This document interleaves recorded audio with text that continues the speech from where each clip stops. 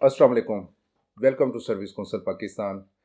हमारा आज का इशू बाकायदा सरकारी मुलाजमीन से रिलेटेड ही है। बहुत सारे सरकारी मुलाजमीन इंसाफ से महरूम रहते हैं। ये क्यों महरूम रहते हैं, उस सिलसिले में हम स्टेप बाय स्टेप आपको बताएंगे। लिमिटेशन एक्ट एक ऐसी चीज है जिसकी वजह से बाकायदा आपके तमाम सरकारी मुलाजमीन कई मरतबा अपना हक गंवा बैठते हैं। अगर एक सरकारी मुलाजिम उसके महकमे में कोई भी इशू बना, उसको डिसमिस फ्रॉम सर्विस कर दिया गया, उसको नौकरी से निकाल दिया गया, या कोई ऐसी सज़ा दे दी गई जो उसकी नहीं बनती थी, या उसके बारे में ऐसा फैसला कर दिया गया जिसके अंदर डिस्क्रिमिनेशन, विक्टिमाइजेशन, मेलाफाइडी मौजूद हो, तो उस सूरत में उसके पास राइट है कि वो डिपार्टमेंटल अपील करे। डिपार्टमेंटल अपील जो है वो अपील रूल 1977 के तहत होगी फेडरल गवर्नमेंट के अंदर। अब अपील करने के बाद उसको उस महकमे को 90 दिन तक भुगतना है। वो अपील 90 दिन तक उस महकमे में रहेगी। उसके बाद वो सर्विस ट्रिब्यूनल जाएगा। सर्विस ट्रिब्यूनल में जाके बाकायदा वो केस करेगा, लेकिन सर्विस ट्रिब्यूनल उसने 90 दिन के फौरन बाद 30 दिन के अंदर अंदर पहुंचना है। अब होता क्या है कि हमारे मुलाजमीन, उनको अगर नौकरी से निकाल दिया जाए या कोई भी मसला हो जाए तो अपील तो महकमों के अंदर तकरीबन 50% ही ऑन टाइम कर देते हैं। कुछ होते हैं जो बहुत ज़्यादा परेशान हो जाते हैं, उनको समझ नहीं आ रही होती वो कैसे इस मामले को हैंडल करें। लेकिन जब वो ट्रिब्यूनल की बात करते हैं तो वहाँ पर वकला की बहुत महंगी फीसें होती हैं। वकला ज़ाहिर बात है फ़ीस लेते हैं। सर्विस के मैटर्स बहुत आसान नहीं है, ये बहुत मुश्किल मैटर्स है। इसके अंदर आपको हर केस ही एक चैलेंज लेके आता है। हर केस को बाकायदा टाइम देना पड़ता है और उसके लिए बाकायदा पूरी एफर्ट करनी पड़ती है, और केस की तैयारी ही असल काम। आपका लीगल ड्राफ्ट एक ही दफ़ा तैयार होता है। तो ऐसी सिचुएशन में जब आपकी एफएसटी की अपील के एक्सपेंसेस का मसला आए तो वहां पर बहुत सारे लोग कहते हैं कि हमें जो है ना कानूनी अगाई नहीं, आप कैसे अदालत को फेस करेंगे। आपको एफएसटी इस चीज़ का हक भी देती है कि आप इन पर्सन भी पेश हो सकते हैं, लेकिन बहुत सारे ऐसे लीगल इश्यूज होते हैं जिसके अंदर मैं सजेस्ट करूंगा, मेरी ज़ाती राय है कि आप उधार ले लें, कुछ भी कर लें, आप एक लॉयर की खिदमत ज़रूर हासिल करें अपने इशू को आगे ट्रिब्यूनल में ले जाने के लिए। लेकिन बहुत सारे ऐसे मामलात होते हैं जिसके अंदर अदालत आपको रिलीफ नहीं दे पाती, और वो रुकावट है लिमिटेशन एक्ट। यहाँ जो टाइम लिमिट रखा गया है कि आपने 30 दिन के अंदर अंदर ही आना है डिपार्टमेंटल अपील के 90 दिन पूरे होने के। लोग एक दिन भी अगर लेट हो जाएं तो उनको रिलीफ नहीं मिलता और बाकायदा वो अपना केस हार बैठते हैं, बेशक वो सच पे हो। लिमिटेशन एक्ट ने बहुत ज़्यादा मुलाजमीन को नुकसान पहुँचाया है। मेरे पास बहुत से ऐसे केसेस हैं जिसके अंदर हमारे मुलाजमीन कह रहे हैं कि हमें 2 साल या 3 साल हो गए हैं सर्विस से डिसमिस हुए हुए, अभी आके हमारे ऊपर जो कर्जा चल रहा था वो हम उतार चुके हैं। ज़ाहिर बात है जॉब चली गई, अब उनके कर्जे ख़त्म हुए, अब वो कहते हैं जी कि अब हमारे पास चंद रकम है, हम अदालत जाना चाहते हैं। अब डिले की एप्लीकेशन दे के एफएसटी में जा तो सकते हैं, जजिस का ये सवाबदीदी अख्तियार है कि वो डिले को मद्देनज़र ना रखें। सुप्रीम कोर्ट की तरफ से बहुत सारी ऐसी जजमेंट्स हैं, वहाँ पर ये कहा गया है कि आपका अगर किसी भी सरकारी मुलाजिम का कोई फंडामेंटल राइट ज़ाया हो रहा हो तो वहाँ पर आप उसकी डिले को ना देखें, केस की छोटी मोटी खामियों को दूर रखा जा सकता है। यहाँ मैं एक एग्जाम्पल फिट करता हूँ। हमारे एक अब्दुल सलाम साहब जो है, उनको मैं बड़ी इज्जत और रिस्पेक्ट के साथ उनके साथ जो है ना पेश आता हूँ, बड़े काबिल लॉयर है। अब अब्दुल सलाम मेमन साहब ने मुझे ये बात की, उन्होंने कहा कि नुमान बेटा, एक गलती कर दी आपके क्लाइंट ने, एक गलती कर दी गवर्नमेंट के अदारे ने, तो जो छोटी गलती है वो तो क्लाइंट ने की, उसको आप देख रहे हैं, लेकिन जो बड़ी गलती कर दी अदारे ने उसको आप नहीं देख रहे। इसकी बेस बना के कोई जायज़ वजह बना के कोर्ट में जाया जाता है।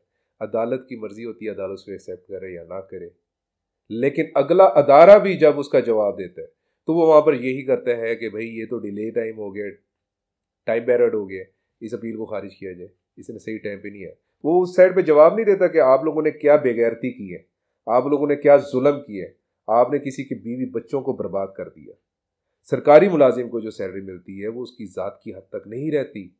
हमारा एक सोशल एटमोसफियर है, हमारे एक मशरकी रवाज है, यहाँ पे बीवी बच्चे फैमिली पूरी डिपेंड कर रही होती है उस मुलाजिम के ऊपर, उसका पूरा कुंबा चल रहा होता है।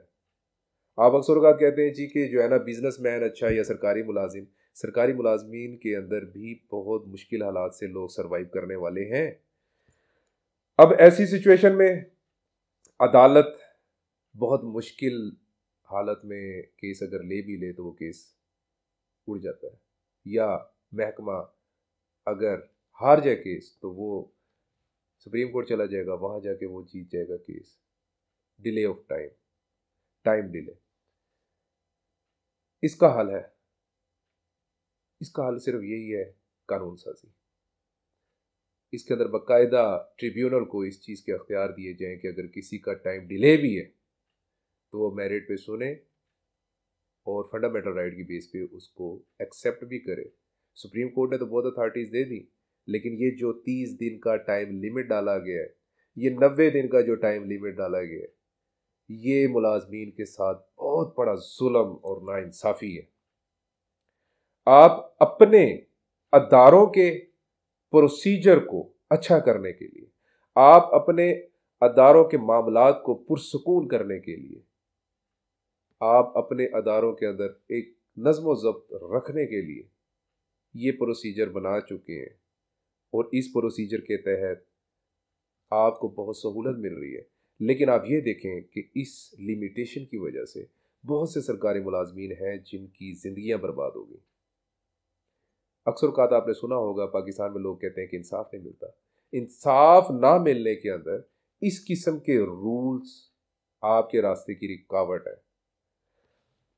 तमाम पाकिस्तानी शहरी जो सियासत की नज़र होते हैं और सियासत के ऊपर बहुत ज़्यादा टॉक्स करते हैं, मेरी उनसे रिक्वेस्ट है, बराए मेहरबानी आप अपने सियासी MNA MPAs और अपने अमायदीन उनको ये बात कहें कि पार्लियामेंट में ये लिमिटेशन का एक्ट ख़त्म करवाएं। हम अपने तौर पर भी एनुअल अपने लेटर के थ्रू पार्लियामेंट की लीगल कमेटी को ज़रूर ये इश्यूज़ के ऊपर बात भी करेंगे और उनको इसके बारे में आगाह भी करते रहेंगे। ह्यूमन राइट्स काउंसिल को भी हम बाकायदा लिखेंगे कि इस किस्म की कानून साजी वो लोगों के लिए प्रॉब्लम पैदा कर रही है। लेकिन आपके सियासी लोग जो पार्लियामेंट में बैठे हुए हैं, उनके लिए बहुत आसान है कि वो आसानी से ही कानून पास करके बाकायदा इन सरकारी मुलाजमीन के लिए बेहतरी पैदा कर सकते हैं। आज का टॉपिक थोड़ा लंबा हो गया है, लेकिन बात यह है कि बहुत सारे ऐसे मुलाजमीन जिनके साथ मसले मसाइल हुए हैं, मैं अभी इस्लामाबाद पुलिस से रिलेटेड भी एक केस बनाऊंगा, और मिस फ़ाइका नफीस हैं, उनकी तरफ से भी मुझे बहुत सारे मैसेजेस आए हैं। उन्होंने भी बारहा कहा है कि सर मेरा केस देख लें। 20 साल से वो कानूनी जिद्दोजहद में लगी हुई हैं, लेकिन उनकी कहीं सुनवाई नहीं हो रही। रास्ते की सबसे बड़ी रुकावट यही लिमिटेशन, यही टाइम बैरर।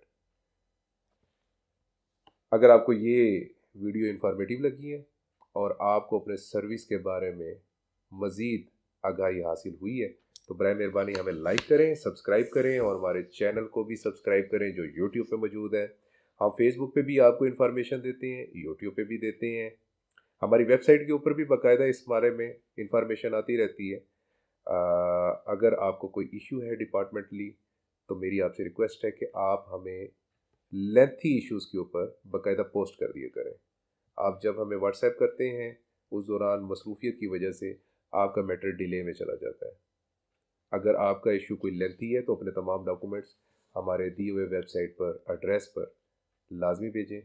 हमारी लीगल टीम और हमारे लीगल एसोसिएट आपकी रहनुमाई भी करेंगे और जहां तक मुमकिन हो सका आपको कानूनी मशवरे और आपकी लीगल सपोर्ट और अथॉरिटीज़ आपको मिलेंगी। दुआ में याद रखिएगा। फ़ी अमान अल्लाह।